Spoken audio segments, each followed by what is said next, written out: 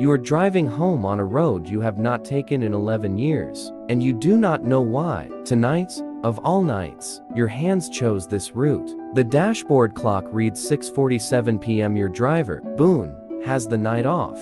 You insisted on it, waved him away outside the office tower with the tightness in your throat. You didn't explain. You needed to be alone with the wheel. You needed to feel like an ordinary man again, only for 20 minutes on a Tuesday. That means nothing to anyone except you. 11 years ago today, your son Elias stopped breathing in a hospital room 3 miles from here. You were 41 then. You are 52 now. You built an empire in the years between, and not $1 of it has ever filled the specific silence that lives in the passenger seat of your car. The streetlights are just beginning to flicker on, that uncertain orange before full dark, and you almost don't see her, a small shape, folded wrong against the metal post of a bus stop bench, not sitting, not standing, folded, the way a puppet folds when the strings are cut. Your foot is on the brake before your mind finishes the sentence. That's a child. You are out of the car before you remember opening the door. The engine is still running. Behind you, headlights washing over cracked pavement, over a girl who cannot be older than 7, her small chest rising in shallow, uneven pulse, her lips gone the pale gray blue of something the world is trying to take back.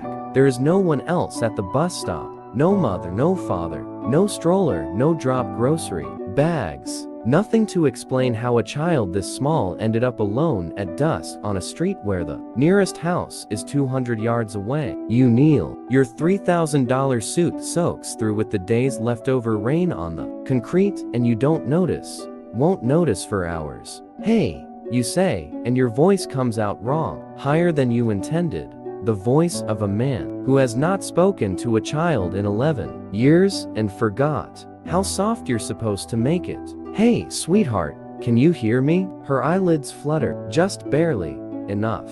Your hands are shaking as you check her breathing, her pulse, the things you remember from a CPR course you took decades ago and never thought you'd use on a stranger's daughter on the side of a road that used to be familiar and now feels like it belongs to another life entirely. That's when you see it, clutched in her small fist, so tightly her knuckles have gone white even in unconsciousness, is a fold of paper, soft and worn at the creases, like it has been folded and unfolded 100 times, and beneath her other hand, spilling from a torn pocket onto the wet concrete, are coins, quarters, dimes, a single crumpled dollar bill, its corners gone soft with handling. You do not have time to wonder about the money. You have already dialed 911 with hands that don't feel like your own, already given the cross streets in a voice that cracks once, and you hate yourself for it cracking, already promised the dispatcher you'll stay right where you are. The ambulance takes 6 minutes. That feel like 6 years. In the back of it, riding along, because you actually refuse. Plant your feet and use the voice that has closed 9-figure deals to be left behind on a sidewalk, not knowing if a child you've known for 6 minutes is going to live. You finally let yourself look down at what's still curled in your own hand, because somewhere in the chaos, without deciding to, you took the paper from her fist. You don't remember doing it. You only remember not being able to let it fall. You unfold it now, under the fluorescent lights of a moving ambulance, your own son's face flickering behind your eyes for reasons you don't let yourself examine. The handwriting is a child's handwriting, big, uneven letters, some backwards, pressed hard enough into the paper that you can feel the words with your thumb before you even read them. Mama's food money. Please don't spend on me. You read it 4 times before the words rearrange themselves into something that makes sense. And when they finally do, something in your chest, something that has been locked since a hospital room 11 years ago, cracks clean down the middle. You don't know her name yet. You don't know her mother's name. You don't know why a 7-year-old girl was standing alone at a bus stop with a pocket full of coins meant to feed someone else. But you know, with a certainty that surprises you, that you are not leaving this hospital until you do. The waiting room chairs are the kind of blue that hospitals think is calming and isn't. You sit in one for 40 minutes that feel unmeasurable, turning the note over and over in your hands, like it might tell you more if you just look hard enough. A nurse finally calls a name into the room. Not the girl's, a different name. And it takes you a moment to realize it's because you're the one who called it in. You're the one they have listed as unknown male bystander. And there's a strange grief in that, in being nameless in the story of a girl whose handwriting you already know better than most people you've worked beside for 20 years. Are you family? The nurse asks, not unkindly, just protocol. No, you say. And then, because it feels insufficient, because something in you refuses to be filed away as nothing. I found her. The nurse's face softens in a way that tells you she's seen this before. Strangers who can't leave. Strangers who become, in an hour, more invested than blood relatives. 3 states away. She lets you stay. It is nearly 9 o'clock when the doors swing open, and a woman comes through them, running, not walking. Her coat still half buttoned, her hair escaping a bun in dark tangle pieces, her eyes already scanning the room with the specific terror of a mother who got a call no mother should ever get. You know, before anyone says a word, that this is her mother. She sees you first, sees a stranger in a wet, ruined suit sitting where her daughter should be, and for one terrible second her face asks a question she doesn't have words for. She's stable, you say quickly, standing, because you cannot let that fear live in her face 1 second longer than it has to. She's stable. They're running tests. I found her at the bus stop. I called it in. I've just been, you gesture vaguely at the chair, at the last 2 hours at a version of yourself you don't fully recognize. The woman's knees seem to give slightly, and you reach out before you think about it. Steady her elbow, and she lets you, which tells you more about how close to breaking she is than anything she could say. Ren, she breathes. Her name is Ren. Ren. You turn the name over like you turned over the note. It suits her somehow. Something small that shouldn't have been out in the cold alone. The woman introduces herself as Delphine Hattersfield in the clipped, distracted way of someone whose mind is entirely elsewhere. And you tell her your name, and she doesn't recognize it. Doesn't know that the man who found her daughter runs a company with your name on 11 buildings across 4 states. And there is something strangely peaceful in that. Tonight, you are not a CEO. Tonight, you are just the man who was driving down the right street at the wrong time. Or maybe the exact right time, you're still not sure which. You almost don't give her the note. Some instinct in you, protective, private, wants to fold it back into your pocket and let it stay yours a while longer. This small window into a child's fierce and secret love. But it isn't yours. It was never yours. She was holding this, you say, and hand it over. Delphine unfolds it with fingers that have gone unsteady, and you watch her read it. Watch the exact moment the words land. Watch a grown woman who has clearly been holding herself together with nothing but sheer will finally come apart in a hospital waiting room at 9 o'clock at night. Oh, God, she says. And it isn't a curse. It's closer to a prayer. Oh, God, no, no, baby, no. You don't ask. You don't have to. The coins, the note, the 7-year-old alone at a bus stop, instead of at home. It is starting to form a shape in your mind, and the shape is breaking your heart before you've even confirmed it's true. She's been doing this for weeks, Delphine says. And now that the dam has broken, the words come fast, like she's needed to say them to someone, anyone, for longer than she's admitted. I lost my job in March. The plant closed. Half the town lost their jobs the same week. And I've been picking up shifts wherever I can, cleaning offices at night, and some weeks, it's not enough.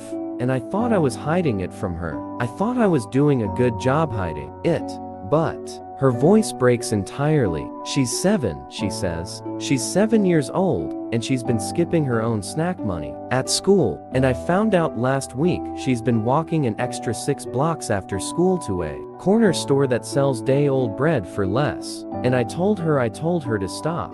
I told her that's not her job. That's not a 7-year-old's job. She didn't stop, you say, quietly. It isn't a question. Delphine shakes her head, tears falling freely now. She must have been walking to the store. Again. She must have. She gets tired. She doesn't eat enough herself. And I didn't know. I didn't know she was skipping her own lunch to save the difference. I thought she was just picky. I thought. You sit down beside her, this stranger, this mother, and for a moment, neither of you says anything at all. The waiting room hums with fluorescent light and the particular silence of people who are all in their own ways, waiting for news that will either break them or save them. You think of Elias. You think of every year since he died, where you built something bigger and colder because it hurt less than building something small and warm that might also be taken from you. You think about how you have a refrigerator in your penthouse that hasn't been fully stocked in 3 years because there's no one to stock it for. And 12 minutes from here, a little girl collapsed on a sidewalk trying to save enough coins so her mother wouldn't go hungry. The doctor comes out an hour later. Ren is going to be fine. Dehydration, dangerously low blood sugar, exhaustion stacked on exhaustion. Nothing that rest and food and care won't undo. The words, she's going to be fine, blend in that waiting room, like sunlight breaking after a storm that has lasted far longer than one night. They let you back to see her before you leave. Because, Delphine asks, because some instinct in her already understands you're not just a stranger who happened upon her daughter. You're something else now, something the night has made you into, though none of you have the word for it yet. Ren is awake, small and pale against white pillows, and 4 taped to the back of one hand. Her eyes find you immediately, and there is no fear in them. Only a kind of solemn recognition, like some part of her remembers being carried, remembers the voice that told her to hang on. You found my note, she says. Not a question. I did. Are you mad? She asks, and the question breaks something open in you all over again. Because, of course, a child who has been quietly starving herself to feed her own guilt would ask if she's in trouble, would think the failure was hers. No, you say.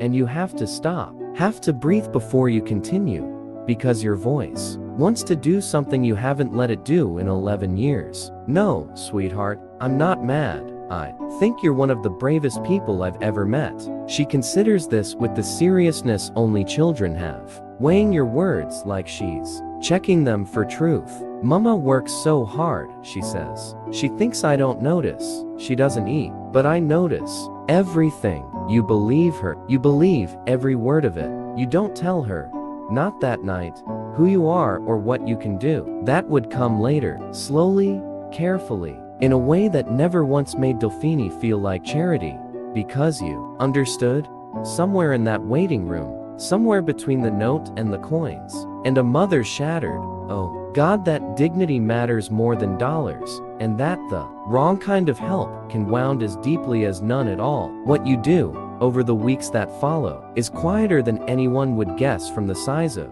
your bank account. A job opening at your company? That Delphine is, in fact, entirely overqualified for, offered through a hiring manager who never mentions your involvement.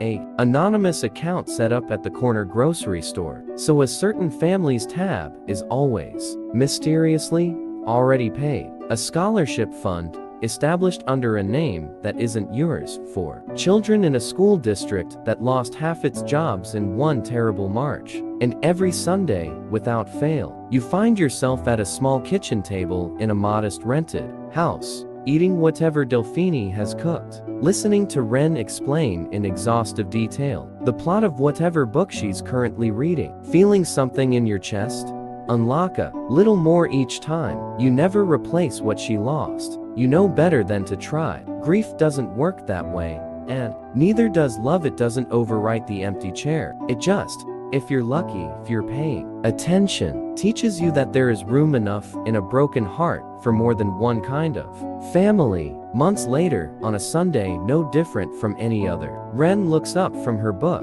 at the table and asks you, with the same solemn directness she asked you in that hospital room, Are you going to be my family now? And you, a man who once measured his worth in acquisitions and quarterly earnings. A man who drove home alone on the anniversary of the worst day of his life and somehow ended up exactly where he was supposed to be.